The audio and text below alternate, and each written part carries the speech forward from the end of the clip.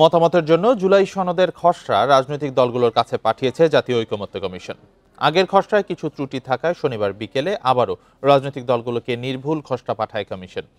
জুলাই সনদে বলা হয়েছে, বিদ্যমান সংবিধান বা অন্য কোনো আইনে ভিন্নতর কিছু থাকলে সেক্ষেত্রে এই সনদের বিধান অথবা প্রস্তাব বা সুপারিশ প্রাধান্য পাবে। সনদের বৈধতা, প্রয়োজনীয়তা কিংবা জারির কর্তৃত্ব সম্পর্কে কোনো আদালতে প্রশ্ন তোলা যাবে না। খসড়ায় সনদ বাস্তবায়নের অঙ্গীকারনামা রয়েছে, যদিও বাস্তবায়ন পদ্ধতি সম্পর্কে উল্লেখ নেই। এছাড়া জুলাই সনদকে আইনি ভিত্তি দেওয়া এবং জুলাই সনদ বাস্তবায়নের পদ্ধতি কি হতে পারে তা নিয়ে বিশেষজ্ঞ ও রাজনৈতিক দলগুলোর সঙ্গে আলোচনার কথা জানিয়েছে ঐকমত্য কমিশন। বাস্তবায়নের পদ্ধতি নির্ধারণের পর সব দল সই করার মধ্য দিয়ে জুলাই জাতীয় সনদ চূড়ান্ত রূপ পাবে।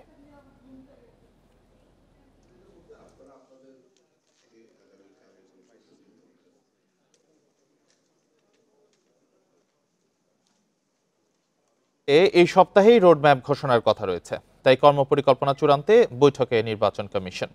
এ নিয়ে আরো জানাতে রাজধানীর আগারগাঁওয়ের নির্বাচন ভবন থেকে যোগ দিয়েছেন সহকর্মী সুলতানা জাহান মিতু। মিতু, আজকের সভায় মূল আলোচ্য কি? বিএনপির তো বিকালে ইসিতে যাওয়ার কথা রয়েছে।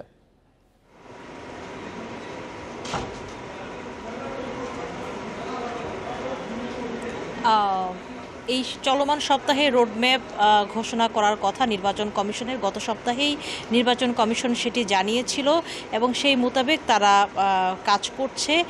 তবে সেটি আসলে কোন দিন সেটি তারা নির্দিষ্ট করেনি। আজকে একটি অনানুষ্ঠানিক বৈঠক ছিল, সেখানে রোডম্যাপ নিয়ে কথা হয়েছে। তবে এর আগে একটি সময়সীমার কথা জানিয়েছিলেন নির্বাচন কমিশনার সানাউল্লাহ। তিনি জানিয়েছিলেন 18 আগস্টের মধ্যেই তারা রোডম্যাপটি ঘোষণা করতে চান এবং আমরা ধারণা করছি আগামীকাল নাগাদ রোডম্যাপের ঘোষণা আসতে পারে নির্বাচন কমিশনের কাছ থেকে, কারণ আগামীকাল নির্বাচন কমিশন সচিবের একটি সরকারি বিদেশ সফর রয়েছে আগামীকাল রাতেই। তো ধারণা করছি তার আগেই তিনি হয়তো রোডম্যাপটি ঘোষণা করে দিয়ে যাবেন। একটি বিষয়, আগামী ডিসেম্বরের প্রথমার্ধে যদি তফসিল ধরে নিই নির্বাচন কমিশনের ঘোষণা মোতাবেক, সেই মোতাবেক মাত্র 3 মাস সময় নির্বাচন কমিশনের হাতে আছে। যদিও নির্বাচন কমিশন এর মধ্যেই নির্বাচনী প্রস্তুতির অনেকটাই গুছিয়ে এনেছে। নির্বাচনের ঘোষণা তো সরকার থেকে আছে, নির্বাচন কমিশন থেকেও আছে, তারপরে সেখানে রাজনৈতিক ঐক্যমত্যেরও বিভিন্ন বিষয় আছে। সেসব তো আসলে রাজনৈতিক বিষয়। তবে সাংবিধানিক প্রতিষ্ঠান হিসেবে নির্বাচন কমিশনের যে কাজ, সেই কাজ তারা পুরোদমে করে চলেছে। তারই একটি বড় অংশ এই রোডম্যাপ। এই রোডম্যাপে নির্বাচনের আগে কোন কাজটি কোন সময়সীমায় সম্পন্ন করা হবে তার একটি সুনির্দিষ্ট তারিখ থাকবে। সেখানে বিভিন্ন অংশীজনের সাথে সংলাপ কবে হবে সেসব যেমন থাকবে, বিভিন্ন আইনবিধি সংস্কার, ক্রয় মুদ্রণের তথ্য যেমন থাকবে, তেমনি নির্বাচনী বাজেট কবে নাগাদ দেয়া হবে সেসব বিষয়ে, সার্বিক বিষয়ে একটি তথ্য থাকবে। এবং এই রোডম্যাপের মধ্যেই আসলে একেবারে নির্বাচন আগে আসলে কি কি বিষয়ে নির্বাচন কমিশন কাজ করতে যাচ্ছে, কি কি বিষয় গুছিয়ে এনেছে বা কি কি বিষয় আছে, সেটি থেকে আসলে কি সম্পূর্ণ একটি ধারণা পাওয়া যাবে নির্বাচনের প্রস্তুতি নিয়ে আসলে নির্বাচন কমিশন ঠিক কতটা এগুলো। একটি বিষয় যে এর আগে নির্বাচন কমিশন গঠিত হওয়ার পর তারা কিন্তু জানিয়েছিল ডিসেম্বরের সময়সীমা ধরে, 2025-এর ডিসেম্বরের সময়সীমা ধরে তারা নির্বাচনের প্রস্তুতি নিয়ে এগোচ্ছিল। তাই যখন আবার নির্বাচনের তারিখটি ঠিক ফেব্রুয়ারিতে যে পৌঁছালো সময়সীমাটি, সেক্ষেত্রে তাদের রোডম্যাপ নিয়ে আরও অনেকটা পরিমার্জন চলছে। সেই তথ্যটাই তারা আমাদেরকে আগামীকাল নাগাদ জানাবে বলে আমরা প্রত্যাশা করছি। তো রোডম্যাপ নিয়ে এই ছিল। এছাড়া এই মাসেই আসলে কিন্তু চূড়ান্ত হবে সীমানা পুনর্নির্ধারণের যে বিষয়টি সেটি, এবং ভোটার তালিকাও কিন্তু এই মাসেই চূড়ান্ত হয়ে যাবে। তবে এই বছর অর্থাৎ এই নির্বাচনের আগে নির্বাচন কমিশন সর্বমোট 3টি ভোটার তালিকা প্রকাশ করতে যাচ্ছে এবং 31 আগস্ট চূড়ান্ত ভোটার তালিকা প্রকাশ হবে। এবং যারা নতুন ভোটার, যাদের বয়স 18 হবে ঠিক 31 অক্টোবরের আগে, তাদেরকে নিয়ে আবার সবশেষ আরেকটি ভোটার তালিকা প্রকাশ করতে যাচ্ছে নির্বাচন কমিশন। সবকিছু মিলে তাদের কর্মযোগ্য চলছে। তবে সীমানা নিয়ে বেশ কয়েকটি আপত্তি এসেছে, 82টির মতো আপত্তি এসেছে। যদিও নির্বাচন কমিশন 39টি আসনের সীমানায় পরিবর্তন এনেছিল, তাদের ভাষায় যেটি ছোটোখাটো পরিবর্তন। যদিও এই কয়েকদিনে অসংখ্য অভিযোগ, আপত্তি নির্বাচন কমিশনে জমা পড়েছে। আজকেও নির্বাচন কমিশনের নিচে বিভিন্ন পক্ষ এসেছে, তাদের চাহিদা মতো আসনের দাবি নিয়ে তারা বিক্ষোভ করছে, প্রায় প্রতিদিনই আসে। নির্বাচন কমিশন খুব শিগগিরই এই সীমানা নিয়ে তাদের যে শুনানি, যে 10টি নির্বাচনী অঞ্চল রয়েছে সে অঞ্চলগুলিতে তাদের যে শুনানি সেটি শুরু করতে যাচ্ছে। সব মিলিয়ে নির্বাচনী প্রস্তুতি পুরোদমে এগিয়ে চলছে। এখন পর্যন্ত এই ছিল সবশেষ। নির্বাচনী রোডম্যাপ নিয়ে জানাচ্ছিলেন সহকর্মী সুলতানা জাহান মিতু। শেখ হাসিনার বিরুদ্ধে মানবতা বিরোধী অপরাধের মামলায় দ্বিতীয় দফায় সাক্ষ্য গ্রহণ চলছে। এরই মধ্যে আন্তর্জাতিক অপরাধ ট্রাইব্যুনাল 1-এ আব্দুস সামাদ নামের জুলাই আন্দোলনে আহত এক সবজি বিক্রেতার সাক্ষ্য গ্রহণ শেষ হয়েছে। তিনি মাথায় চাইনিজ রাইফেলের গুলি উপস্থাপন করেন। পরে দ্বিতীয় জন ও তৃতীয় জনও সাক্ষ্য দেন। মামলায় মরদেহ পোড়ানো সজলের মা ও সাক্ষী দেবেন আজ। এদিকে 2 মাসের মধ্যে শেখ হাসিনার বিরুদ্ধে মানবতা বিরোধী অপরাধের মামলার সাক্ষ্য গ্রহণ শেষের আশা প্রসিকিউশনের। এর আগে প্রথম ধাপে এই মামলায় 5 জন সাক্ষীর সাক্ষ্য শেষ হয়। এখন পর্যন্ত জুলাই আন্দোলনে আহত, ঘটনার প্রত্যক্ষদর্শী, শহীদ পরিবারের সদস্যরা সাক্ষ্য দিয়েছেন। তবে প্রসিকিউশন থেকে জানা গেছে আগামীতে জুলাই অভ্যুত্থানের নেতৃত্ব দেওয়া ছাত্রনেতারা সহ গুরুত্বপূর্ণ ব্যক্তিরাও সাক্ষ্য দেবেন। ট্রাইব্যুনালের সবচেয়ে গুরুত্বপূর্ণ এই মামলায় শেখ হাসিনার সঙ্গে আসামি করা হয়েছে সাবেক স্বরাষ্ট্রমন্ত্রী আসাদুজ্জামান খান ও সাবেক আইজিপি চৌধুরী আব্দুল্লাহ আল মামুনকে। এর মধ্যে চৌধুরী মামুন রাত সাক্ষী হয়েছেন। সকালে তাকে কারাগার থেকে ট্রাইব্যুনালে হাজির করা হয়।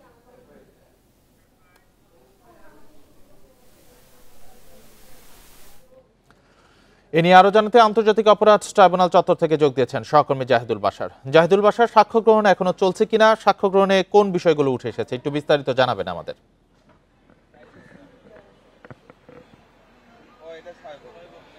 জি দেখুন, এখন পর্যন্ত আন্তর্জাতিক অপরাধ ট্রাইব্যুনালে শেখ হাসিনার বিরুদ্ধে যেই সবচেয়ে গুরুত্বপূর্ণ যে মামলাটি, সেই মামলায় আজকে 3 জনের সাক্ষ্য গ্রহণ শেষ হয়েছে। তারপরে এই নিয়ে মোট 8 জনের সাক্ষ্য শেষ হলো এই মামলায়। এই মামলায় মোট 81 জন সাক্ষী রয়েছে। তার মধ্যে 35 থেকে 40 জনের মতো সাক্ষীর সাক্ষ্য গ্রহণ করা হবে। প্রসিকিউশন এই 40 জনের মতো সাক্ষীকে এখানে আনবে, কারণ তারা বলছেন যে এগুলা এত গুরুত্বপূর্ণ সাক্ষী এবং বেশিরভাগই প্রত্যক্ষদর্শী অথবা কোনো না কোনোভাবে এর সাথে জড়িত, সুতরাং এই 25-30 জনই যথেষ্ট, সবাইকে এখানে আনতে হবে না। দেখুন, এখন পর্যন্ত 2 দফায়, আজকে দ্বিতীয় দফার প্রথম দিন তো, মোট 8 জনের সাক্ষ্য গ্রহণ শেষ।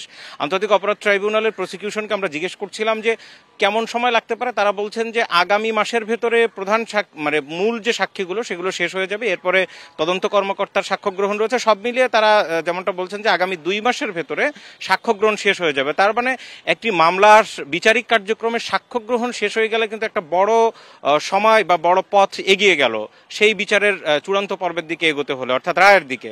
তো সেই হিসাবে সাক্ষ্য গ্রহণ শেষ হয়ে গেলে আমরা যদি একটু 2-4 মিলাই, এর আগে চিফ প্রসিকিউটর তিনি তাজুল ইসলাম তিনি কিন্তু বেশ অনেক জায়গায় বলেছেন, আমাদেরকেও বলেছেন যে ডিসেম্বরের মধ্যে গুরুত্বপূর্ণ মামলার চূড়ান্ত পর্ব আমরা দেখতে পারবো, তখন রায় দেখতে পারবো। সেই হিসাবে তিনি যদিও উল্লেখ করেননি গুরুত্বপূর্ণ মামলাটি কি, কিন্তু যেহেতু একেবারে সবচেয়ে দ্রুত গতিতে এগিয়ে চলছে এবং সবচেয়ে গুরুত্বপূর্ণ যে মামলাটি, শেখ হাসিনা, সাবেক স্বরাষ্ট্রমন্ত্রী আসাদুজ্জামান খান কামাল এবং সাবেক আইজিপি চৌধুরী আব্দুল্লাহ আল মামুন, যাদের বিরুদ্ধে প্রধান নির্দেশদাতা অর্থাৎ সুপ্রিম কমান্ডার হিসেবে যাদের বিরুদ্ধে মূল অভিযোগ, সেই মামলাটি নিশ্চয়ই এখানে তিনি মিন করেছেন, কিন্তু তিনি এভাবে উল্লেখ করেন। তো সেই হিসাবে আগামী 2 মাসের ভেতরে যদি সাক্ষ্য গ্রহণ শেষ হয়ে যায়, তারপরে আর্গুমেন্ট থাকে, সব মিলে ডিসেম্বরের ভিতরে এই মামলার রায় বেরিয়ে আসাটা খুব স্বাভাবিক। তেমনটাই কিন্তু এখানে প্রসিকিউশনের বা অন্যান্য আইনজীবী যারা আছে তাদের সাথে আমরা কথা বলছিলাম, তারাও তেমনটা ধারণা করছে। দেখুন, এই মামলায় অনেকেই সাক্ষী রয়েছেন, যেমন এনসিপির যারা নেতৃবৃন্দ রয়েছেন, সেই সময়ের ছাত্রনেতা, তারা আন্দোলন করেছেন, নেতৃত্ব দিয়েছেন, নাহিদ ইসলাম, হাসনাত আবদুল্লাহ, আসিফ মাহমুদ সজীব ভুইয়া, এরা সবাই কিন্তু এই মামলার সাক্ষী। মাহমুদুর রহমান, এই সাক্ষীরা তারা শেষের দিকে আসবেন। এখন মূলত যারা গুলিবিদ্ধ হয়েছেন, যারা আহত, যারা একেবারে কাছ থেকে প্রত্যক্ষদর্শী তাদের কেনা হচ্ছে। যেমন আজকের যদি উদাহরণ দিই, আজকে প্রথম যিনি সাক্ষ্য দিয়েছেন 19 জুলাই আজমপুরে তিনি গুলিবিদ্ধ হয়েছেন। তিনি সরাসরি আদালতে সেই গুলিও নিয়ে এসেছিলেন, যেটি তার মাথার শেষের দিকে একেবারে কানের পেছনে সেখানে বুদ্ধ হয়েছিল। পরবর্তীতে হাসপাতাল থেকে তাকে অপারেশন করার পরে সেই গুলি, যেটি 1.5 ইঞ্চির মতো লম্বা, এবং প্রসিকিউশন বলছে যে আরেকটু হলে হয়তো শহীদের তালিকায় আরেকজনের নাম যুক্ত হতো। সরাসরি চাইনিজ রাইফেল ব্যবহার করে তাকে গুলি করা হয়েছিল। তিনি সাক্ষ্য দিয়েছেন কিভাবে এটি হলো।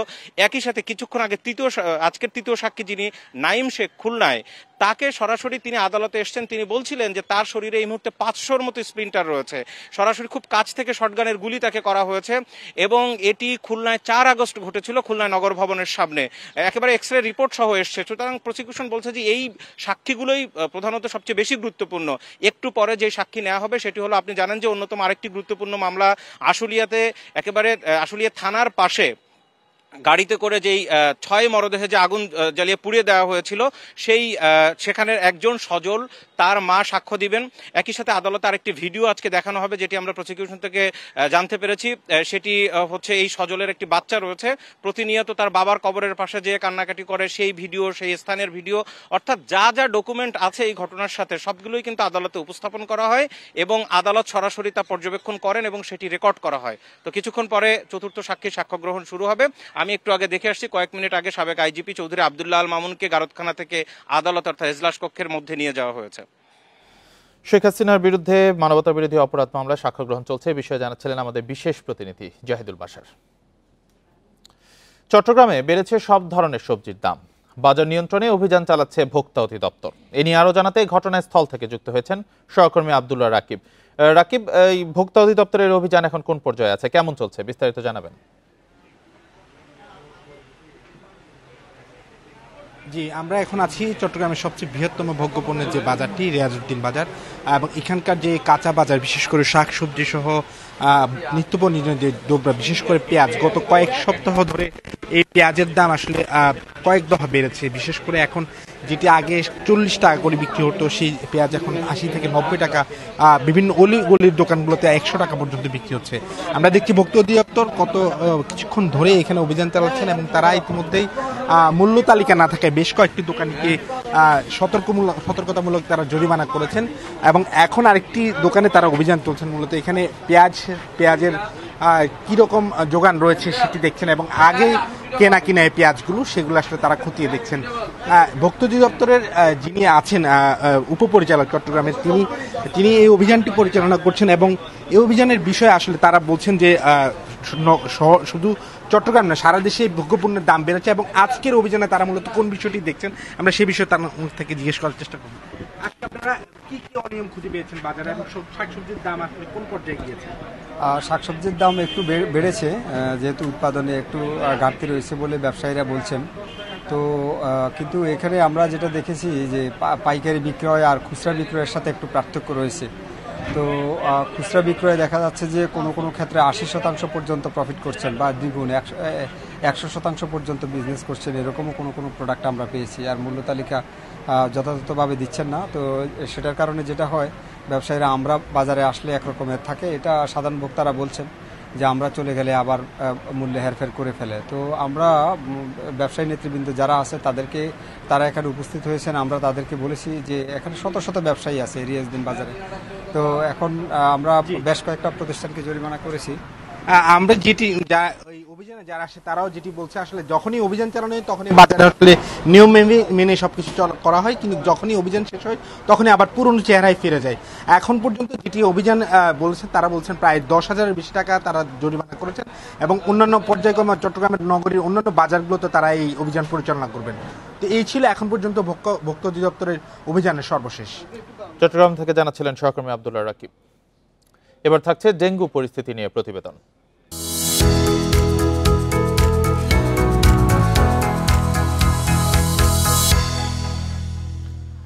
সারা বছরই ডেঙ্গু রোগী থাকলেও সেপ্টেম্বর থেকে নভেম্বর পর্যন্ত আক্রান্তের হার বেশি। এবছর যেন ডেঙ্গু ভয়াবহ রূপ নিতে না পারে, সেজন্য উদ্যোগ নেওয়ার কথা জানিয়েছে ঢাকার 2 সিটি কর্পোরেশন। পাশাপাশি এডিসের লার্ভা নিয়ন্ত্রণে গাফিলতি পাওয়া গেলে জেল জরিমানার হুঁশিয়ারিও দিয়েছেন 2 সিটির প্রশাসক। গেল বছর সবচেয়ে বেশি মানুষ ডেঙ্গুতে আক্রান্ত হয়েছিলেন সেপ্টেম্বর, অক্টোবর এবং নভেম্বর মাসে। পরিসংখ্যান বলছে 2024 সালে পুরো বছরে ডেঙ্গুতে আক্রান্ত হয়েছিলেন 1,01,214 জন, যাদের মধ্যে এই 3 মাসেই আক্রান্ত ছিল 78,628 জন। কয়েক বছর ধরে সেপ্টেম্বর থেকে বাড়ছে ডেঙ্গু রোগীর সংখ্যা। চলতি বছরও এমন শঙ্কা রয়েছে, তাই ঢাকার 2 সিটি কর্পোরেশনকে আগাম ব্যবস্থা নেওয়ার তাগিদ দিয়েছেন বিশেষজ্ঞরা। ঢাকার 2 সিটি কর্পোরেশন বলছে এখন পর্যন্ত ডেঙ্গু পরিস্থিতি নিয়ন্ত্রণে রয়েছে, তবে আগামী 3 মাস যেন পরিস্থিতি বিগত বছরের মতো না হয় সেজন্য নেওয়া হয়েছে বাড়তি সতর্কতা। সেপ্টেম্বর অক্টোবরে ডেঙ্গুর মৌসুমটা পিক আওয়ার হয়, তো সে কারণে আমরা আমাদের নিয়মিত যে কার্যক্রম এর পাশাপাশি কিন্তু আমরা বিশেষ অভিযান পরিচালনা করছি। সেকেন্ড থিং, আমরা প্রত্যেক ওয়ার্ডে কিন্তু একটা মনিটরিং কমিটি করে দিয়েছি এবং তারা কিন্তু কাজ করতেছে। তারপরে আমাদের জোনাল হেডের নেতৃত্বে আমরা একটা কমিটি করেছি, তারা ওভারঅল টোটাল জোনের কার্যক্রম পরিচালনা করতেছে। আগে আমাদের কনভেনশনাল স্টাডি ছিল যে শুধুমাত্র ওষুধ ছিটিয়েই আমরা এটা সীমাবদ্ধ রাখবো, এবং আলোচনাটা ওষুধ দিয়ে কাজ করে কি করে না এই বাইনারি কিংবা এই ন্যারেটিভের মধ্যে না থেকে আমরা যেখানে ময়লাগুলো উৎপাদিত হচ্ছে বাসা বাড়ির ভিতরে এবং সামনে, সেই সোর্সকেও আমরা পরিষ্কার করছি। এবং এটা আমরা ব্র্যাকের মাধ্যমে আমরা কয়েকটি ওয়ার্ডে আমরা করেছি, কয়েকটি জোনে আমরা এটা করছি। স্কুলের বাচ্চাদেরকে নিয়ে আমরা এই ক্যাম্পেইনগুলো করছি। আমরা 4 জন ডেডিকেটেড এই ম্যাজিস্ট্রেট আমরা এখানে নিয়োগ দিয়ে দিয়েছি। চলতি বছরের 16 আগস্ট পর্যন্ত ডেঙ্গুতে আক্রান্ত হয়েছেন 25,912 জন, আর মৃত্যু হয়েছে 104 জনের। Adilur Rahman, Independent News, Dhaka. এ বিষয়ে আলোচনা করতে আমাদের সঙ্গে যোগ দিয়েছেন ডিবি হাসপাতালের উপপরিচালক ডক্টর আয়েশা আক্তার। ডক্টর আয়েশা আক্তার, আপনাকে স্বাগত জানাচ্ছি ইন্ডিপেন্ডেন্ট সংবাদে। বর্তমানে ডেঙ্গু পরিস্থিতি কতটা নিয়ন্ত্রণে বলে মনে করছেন? প্রকোপ ঠেকাতে হলে কি ধরনের সতর্কতা নেওয়া জরুরি বলে আপনি মনে করেন? আচ্ছা, ধন্যবাদ। আপনারা জানেন যে আসলে এই যে ডেঙ্গু যে বংশ বিস্তার, সেটা তো আসলে একদিনে সম্ভব হয় নাই। এটা হলে 2000 সাল থেকে এখন কিন্তু 2025 মানে 25টা বছর কিন্তু আমরা ডেঙ্গু নিয়ে কাজ করছি। তো সেখানে মাঝে কিন্তু আপনারা জানেন 19 সালে সবচেয়ে সংক্রমণ বেশি ছিল, সেটা হলো সারা বাংলাদেশে। এরপরে কিছুটা কমে আসছিল করোনার কারণে। 23 সালে ছিল সর্বোচ্চ, 23 বছরের ইতিহাসে আক্রান্ত সংখ্যা, মৃত্যুটা অনেক বেশি ছিল। আর এখন 25 সালে, যেটা 24 সালে কিন্তু আপনারা জানেন যে এই সময় কিন্তু আক্রান্ত মৃত্যুটা অনেক বেশি ছিল। কিন্তু আমরা তো একটি মৃত্যু চাই না, সেই জন্য ডেঙ্গু নিয়ে কিন্তু সারা বছর কাজ করার সময়, একদিনের জন্য কিন্তু ডেঙ্গু না, ডেঙ্গু যেহেতু সারা বছরের রোগ, শীতের সময় পাওয়া যাচ্ছে, তাহলে কিন্তু ওই ডেঙ্গু নিয়ে প্রতিটা দিনই কাজ করতে হবে। এবং সেটা কিন্তু বাসা বাড়িতে, কারণ নিজের বাসা বাড়িতে কিন্তু ডেঙ্গু মশা বংশ বিস্তার করছে। কারণ যেখানে আমি পানিটা ফেলে রাখছি, সেটা ফ্রিজের পানি হোক, এসি পানি হোক, ফুলের টবের পানি হোক, সেটা কিন্তু বাসা বাড়িতে আমার ডেঙ্গু মশা ডিম পাচ্ছে। সেখান থেকে লার্ভা থেকে অ্যাডাল্ট হয়ে যাচ্ছে 5 থেকে 7 দিনের মধ্যে। তাহলে নিজের বাসা বাড়ি নিজ দায়িত্বে পরিষ্কার করতে হবে, এবং সাথে আশপাশটা, এবং সবাই মিলে প্রত্যেকটা সেক্টর, স্বাস্থ্যসেবা তো কাজ করছে, বাকি অন্যান্য সেক্টর যারা আছে, তাতে জনগণ সম্পৃক্ত যদি কাজ না করে, ডেঙ্গু কিন্তু আসলে নির্মূল করা সম্ভব হবে না। প্রতিরোধ না করতে পারলে আক্রান্ত বাড়বে, আক্রান্ত বাড়লে মৃত্যু ঝুঁকিটা অনেক বেশি হবে, আপনি সেটা জানেন। এবং ডেঙ্গুর ক্ষেত্রে আমরা যদি এখন বার্তা দিচ্ছি যে আক্রান্ত যদি হয়ে থাকে, স্বাস্থ্যসেবা খাতে আমরা আছি, শুরুতে চিকিৎসকের পরামর্শ দেওয়া, কারণ অনেক কাছে দেরি করে আসে, যার ফলে শক সিনড্রোম, হিমোরেজিক পেশেন্ট কিন্তু মারা যাচ্ছে, বাচ্চারা বয়স্ক ঝুঁকির মধ্যে পড়ে। সেই জন্য শুরুতে চিকিৎসকের পরামর্শ নিতে হবে, আর সাথে অবশ্যই বংশ বিস্তার রোধ করার জন্য সবাইকে মিলে কাজ করতে হবে, কারণ একা কারো পক্ষে সম্ভব না ডেঙ্গু নিয়ন্ত্রণে রাখা। সেদিকটা মাথায় রেখে কাজ করা উচিত। জি জি, অবশ্যই সাধারণ জনগণের তো অবশ্যই সচেতন হতে হবে, বাসিন্দাদের, সাধারণ জনগণদের। পাশাপাশি আরেকটা জিনিস বলবেন যে ঢাকার 2 সিটি কর্পোরেশন যে ব্যবস্থা নিচ্ছে, তাতে সেটা আসলে কতটা যথেষ্ট? আচ্ছা, ধন্যবাদ। সেখানে সিটি কর্পোরেশন তো কাজ করছে, দক্ষিণ উত্তর 2 জায়গায় কিন্তু সিটি কর্পোরেশন কাজ করছে, এবং স্বাস্থ্য বিভাগও কাজ করছে। একসাথে কিন্তু আমরা সবাই আন্তঃমন্ত্রণালয় বৈঠকের সাথে মিলিত হতে কিন্তু কাজ করা হচ্ছে। কিন্তু সেক্ষেত্রে যদি জনগণ সম্পৃক্ত না হয়, কারণ জনগণ এখানে সেখানে হয়তো বা ডাবটা খেয়ে খোসাটা ফেলে রাখছে, বা বিভিন্ন জায়গায় কিন্তু আশেপাশটা অপরিষ্কার থাকছে, অথবা যদি বলি আমরা কষ্টসম বাড়িতে, সেখানে কিন্তু পানিটা জমা থাকে, সেখানে ডেঙ্গু মশা ডিম পারে। কারণ ছাদ বাগান হচ্ছে, ছাদ বাগানে কিন্তু পানিটা জমছে, সবটা কিন্তু দেখা সম্ভব না, কারণ যার বাসা সেই তো দেখবে। হ্যাঁ, প্রত্যেকটা বাসায় তো আসলে সিটি কর্পোরেশন বা অন্য শাসন দিয়ে ঢুকতে পারবে না। সেক্ষেত্রে জনগণ নিজ দায়িত্বে যদি কাজটা না করে, একসাথে যদি হাতে হাত মিলে কাজ করা না হয়, তাহলে কিন্তু এই যে ডেঙ্গু মশা দিন দিন বাড়তে থাকে, প্রতি বছর এটা নিয়ে আমাদের আক্রান্ত হচ্ছে, মৃত্যু হচ্ছে। তাহলে আমাদের প্রতিরোধের জন্য সবাইকে মিলে কাজ করাটা একদম এসেনশিয়াল দরকার। জি, ধন্যবাদ। ডেঙ্গুর প্রতিরোধে প্রশাসনের পাশাপাশি জনগণকে অবশ্যই সচেতন হতে হবে। এই বিষয়ে ডক্টর আয়েশা আক্তার, আপনাকে অসংখ্য ধন্যবাদ আমাদের সাথে যুক্ত হওয়ার জন্য। সচিবালয়ে সমসাময়িক বিষয় নিয়ে ব্রিফ করছেন পরিবেশ উপদেষ্টা সৈয়দা রিজওয়ানা হাসান। সরাসরি চলে যাচ্ছি তার বক্তব্যে। কতটা ঝুঁকি নিতে পারছিলেন না। আমরা একটা স্লোগান দেই প্রায়, যে পিপলস পাওয়ার। তো আজকে পিপলস পাওয়ার হ্যাজ শোন যে লুটেরা চক্রের বিরুদ্ধে যখন মানুষ দাঁড়িয়ে যায়, তখন যতই রাজনৈতিক শক্তি ওটাকে সাপোর্ট করুক না কেন, মানুষের শক্তিটাই আসলে জয়ী হয়ে আসবে। আছি দায়িত্বে আছি না।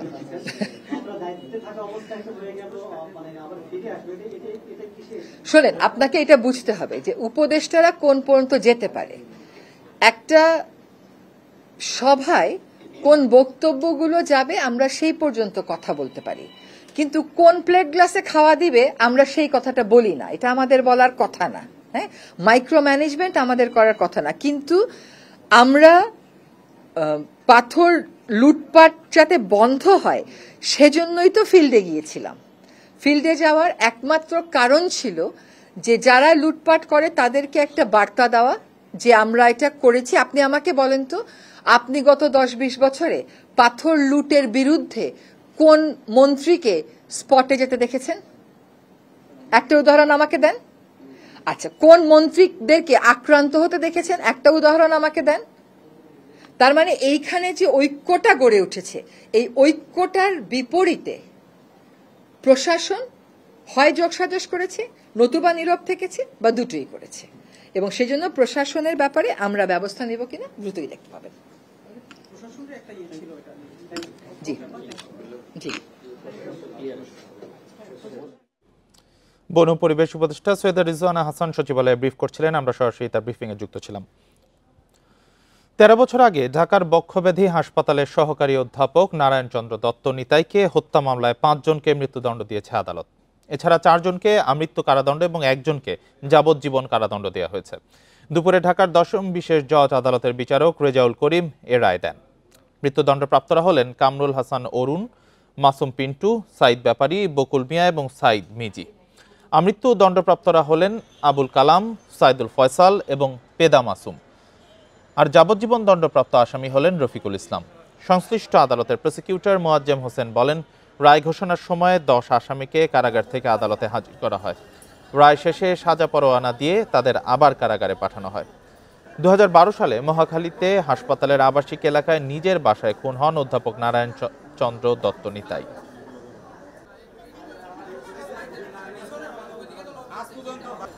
যশোরের ভবদহ অঞ্চলে জলাবদ্ধতার কবলে অর্ধশতাধিক শিক্ষা প্রতিষ্ঠান। ফলে শিক্ষা কার্যক্রম ব্যাহত হওয়ার পাশাপাশি কমেছে শিক্ষার্থী উপস্থিতি। এরই মধ্যে বন্ধ হয়ে গেছে অনেক প্রতিষ্ঠানের পাঠদান। জেলা শিক্ষা কর্মকর্তা বলছেন, জলাবদ্ধতার স্থায়ী সমাধান না হলে সংকট কাটবে না। যশোরের মনিরামপুরে সুজাতপুর হাটগাছা সরকারি প্রাথমিক বিদ্যালয় ভারী বৃষ্টির কারণে জুন থেকে জলাবদ্ধতার কবলে ভবদহ এলাকার শিক্ষা প্রতিষ্ঠানটি। দুর্ভোগে স্কুলটির অর্ধশতাধিক শিক্ষার্থী। স্কুলে আসতে অনেক সময় আমি পড়ে যাই, ব্যাগ বই খাতা সব ভিজে যায়। আমাদের স্কুলে পানি উঠে গেছে, আমাদের এই যে পড়াশোনায় সমস্যা হচ্ছে। শুধু এই প্রতিষ্ঠান নয়, অতিবৃষ্টির কারণে ভবদহ অঞ্চলের মনিরামপুর, কেশবপুর ও অভয়নগরে অর্ধশতাধিক শিক্ষা প্রতিষ্ঠানে দেখা গেছে এমন জলাবদ্ধতা। শ্রেণীকক্ষে পানি উঠায় অনেক স্কুলে বন্ধ পাঠদানও। শিক্ষক ও অভিভাবকরা বলছেন, বছরে অন্তত 5 থেকে 6 মাস এই অবস্থা থাকে। শিক্ষা কার্যক্রমের ক্ষতির পাশাপাশি কমেছে শিক্ষার্থী উপস্থিতিও। জলের পচা গন্ধে আমরা পড়তে পারতেছি না, আর বাড়ি থেকে তো বেরোনোই যাচ্ছে না। ভবদহ সমস্যার কারণে আমাদের বিদ্যালয়টি জলমগ্ন থাকে বছরের প্রায় 9 মাস। 40 থেকে 45টি স্কুল পানির তলে। আমাদের ছেলেমেয়েদের লেখাপড়া ব্যাহত হচ্ছে। এ বিষয়ে সংশ্লিষ্ট দপ্তরে চিঠি দেওয়া হয়েছে বলে জানান জেলা প্রাথমিক শিক্ষা কর্মকর্তা।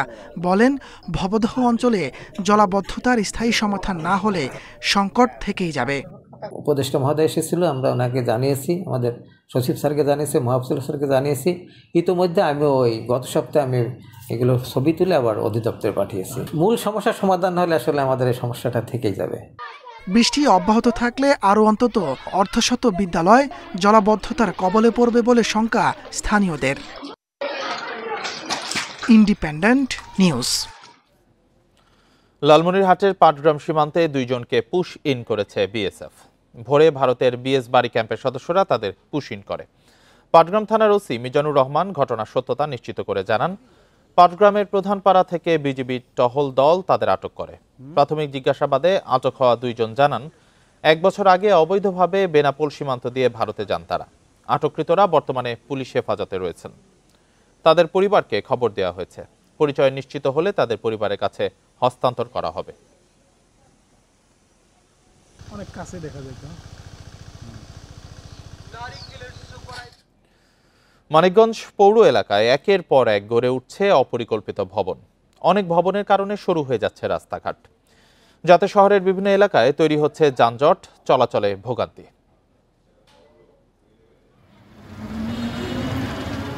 মানিকগঞ্জ শহরের প্রধান সড়কের পাশে গড়ে উঠেছে তুফান আলী প্লাজা। রাস্তা ঘেঁষে গড়ে ওঠা বহুতল ভবনটির গাড়ি পার্কিং স্পেস ভাড়া দেওয়া হয়েছে বাণিজ্যিক কাজে। পার্কিং সুবিধা না থাকায় রাস্তায় রাখা হচ্ছে গাড়ি, এতে তৈরি হচ্ছে যানজট। শুধু তুফান আলী প্লাজা নয়, মানিকগঞ্জ শহরে গড়ে ওঠা অনেক ভবনের সামনেই তৈরি হচ্ছে যানজট। কোথাও কোথাও ভবন তৈরিতে নিয়ম অনুযায়ী জায়গা না ছাড়াই সরু হয়ে গেছে রাস্তা।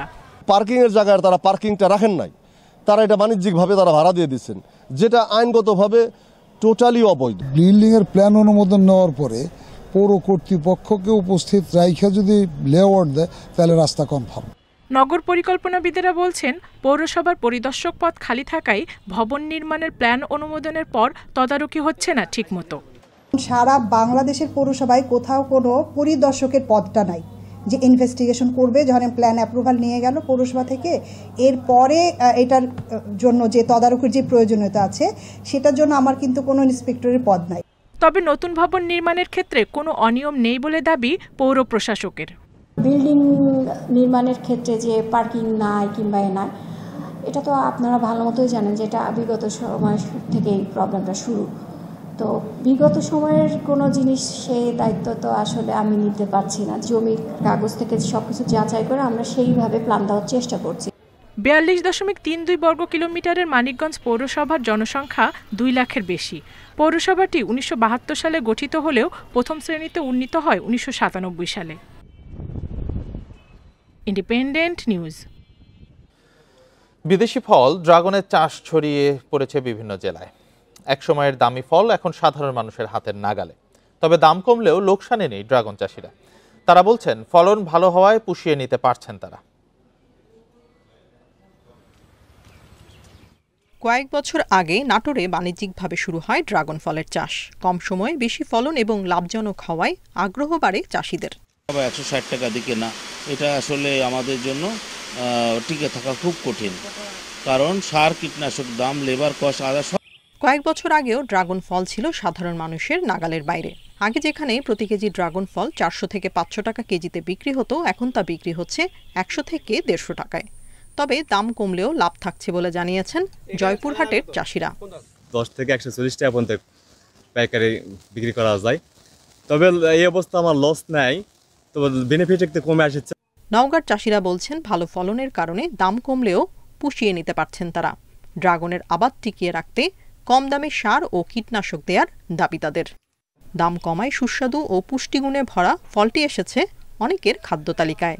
ড্রাগনের উৎপাদন বাড়াতে কৃষকদের নানাভাবে সহায়তা দেওয়া হচ্ছে বলে জানিয়েছে কৃষি বিভাগ। ড্রাগন গাছ লাগানোর 1 বছরের মধ্যেই ফল আসে। মে থেকে নভেম্বর পর্যন্ত পাওয়া যায় ফল। প্রতি বিঘায় ফলন হয় 40 থেকে 50 মণ। Tania Nasrin, Independent News. আর এই ছিল এখনকার সংবাদে। ধন্যবাদ সবাইকে।